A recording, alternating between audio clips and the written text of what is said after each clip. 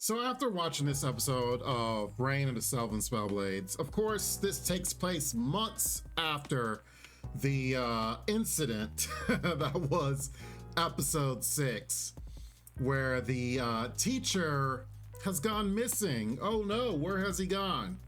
Well, of course, all the other teachers and part of the sect have a meeting. Well, surprisingly, actually has the Curly Q girl's father is there, which is really weird. We surmised last episode that, maybe some of these other ones were students or other teachers, and it looks that is the case. Most of them may be teachers at the school under the headmistress that betrayed Oliver's mother. After addressing that, I just have to say one thing.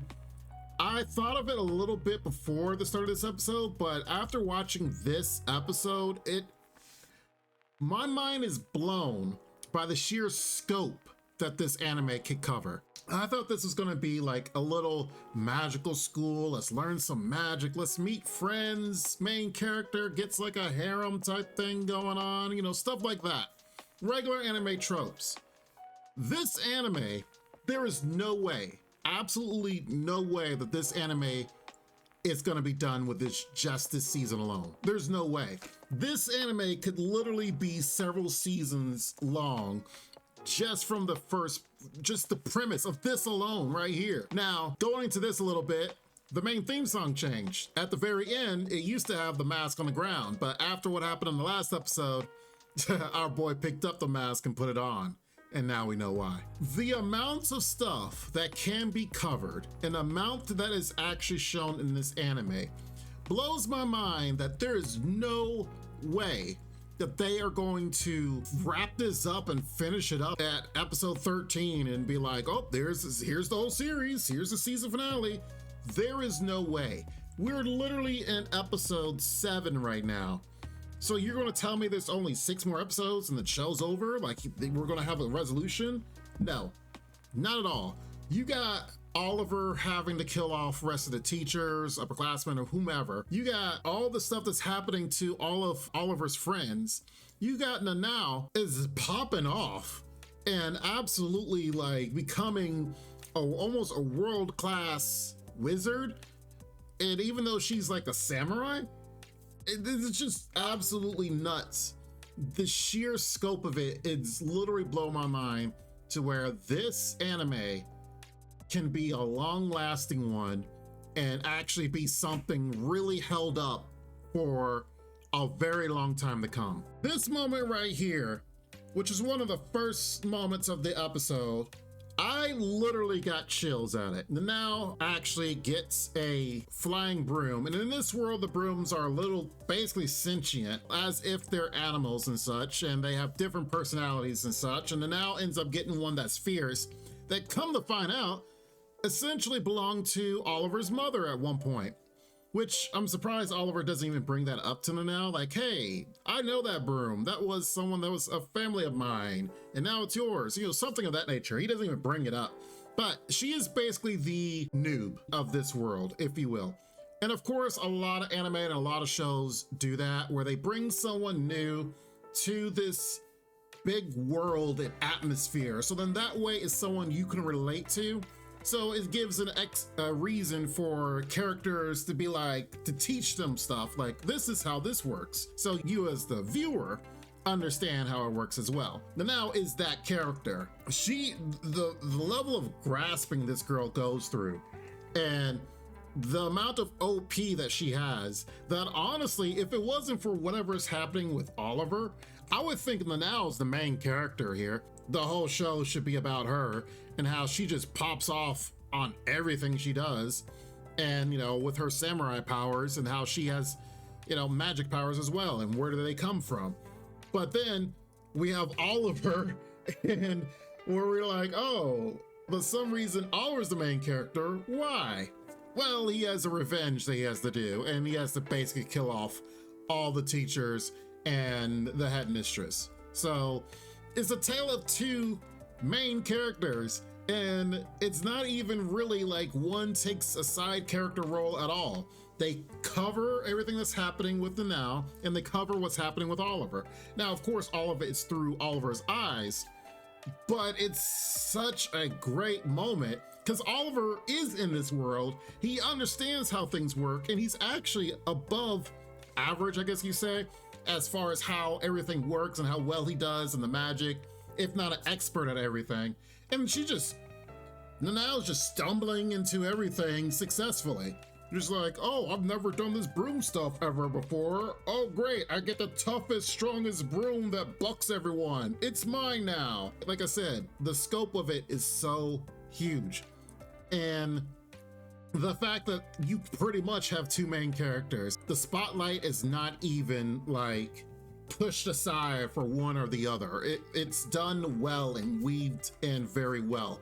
Her learning the world, and then Oliver seeing her learning the world and excelling at learning that world. And let's not even forget, because we're definitely not forgetting covering this, Pete, who at first, when I first met, like episode 1, in my reaction, I thought Pete was a girl because of the way that he was drawn.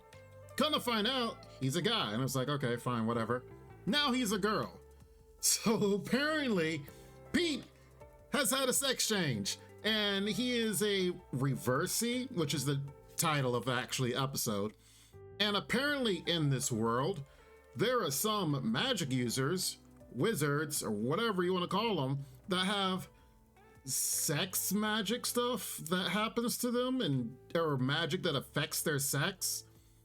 And in Pete's case, he can change or changes every so often from a girl to a boy or a boy to the girl, which, as Oliver was saying, makes it hard for him to understand or relate to certain sexes and who he really, actually likes and stuff, which that is a whole nother can of worms.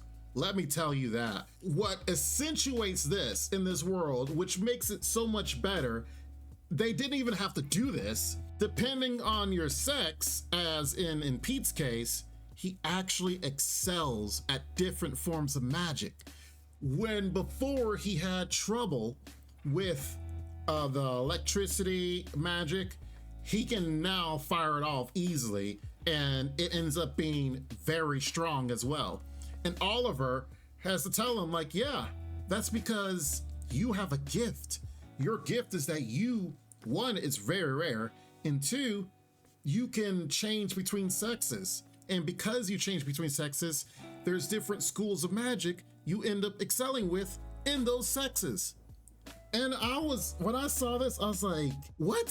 I was not prepared for this, or prepared that they were going to cover something like this. And it makes sense why they made Pete's character basically unisex. Like they made Pete's character look a certain way and talk a certain way. And then it made, for me, like I said, I didn't know at first that was a girl, it was a guy, but that's why they did it. They did that whole, I don't know how to say it, but it's kind of like the anime haircuts where it looks like it can go for a girl or it can go for a guy, and it was done on purpose that way. Oliver and Pete's trying to keep it a secret from their friends because it's kind of a private matter. And after there was an invitation to a magic sex party, but not in the bad way that you were thinking. Basically, other magicians in the school that have magic affects them in different ways towards their sex and such. They were trying to have like a party to deflate and try to feel better about themselves, which allowed Pete and Oliver to meet other people and other friends. Now, I'm going to address the pink elephant in the room. Pete has become the next character, part of Oliver's harem. Now, that might be a stretch, but after watching this episode, the amounts of chemistry and vibes I was getting from the last few scenes, I was straight up like, how? This boy that is turned to a girl, but now that it's a girl, is now part of the main character's harem. You know how it is with the girls, they're kind of like buddy with the main character, and how they just are kind of look at the character really weird and such, which is what was happening in this scene right here. I saw this scene, I'm like, no, they didn't. Did they really do it that way? And yes, they made it look charming, I guess you can say. We already had the little thing with Nanao and Oliver. They're a little buddying close. And then Katie has those little weird moments and talking is like, hey, as if she's really liking on Oliver. And then this scene happened and I'm like, I mean, he's a she now, so I guess, but yeah, I was not prepared for this. But if you saw this scene, I'm sure you thought the exact same thing I did. He's added to the harem. Now everyone is still calling Pete a he. One, because several of them don't know. And two, even Oliver and even Pete addresses himself as a male in the he pronoun, yet has a female body. Whatever. The episode ended with the fact that someone kind of overlooked and saw Oliver and their friends and basically was like, ew, I hate that. And then the next episode is called Rivals. So some new guy is trying to step in, and so it's going to be probably another hassle to go through, another enemies and such. So would not surprise me, but you and I both know Oliver has bigger fish to fry because now all these teachers and administrators are enemies. And even the curly-haired guy who introduced Nanao to the school and brought her over is a part of the enemy teacher faction in some way and somehow, and might have to go on the list. But Oliver has a lot to deal with, and that's the reason why I say there's no way that this show is going to be done in 6 episodes. There's definitely gonna be more and at least another season, but I could see this can be done in multiple seasons if they try to drag it out. And for those light novel users, I mean, my hat's off to you. You guys have done a great job of not spoiling anything, because I've been amazed, and I for sure believe this anime is one of the top anime of the season, if not this year.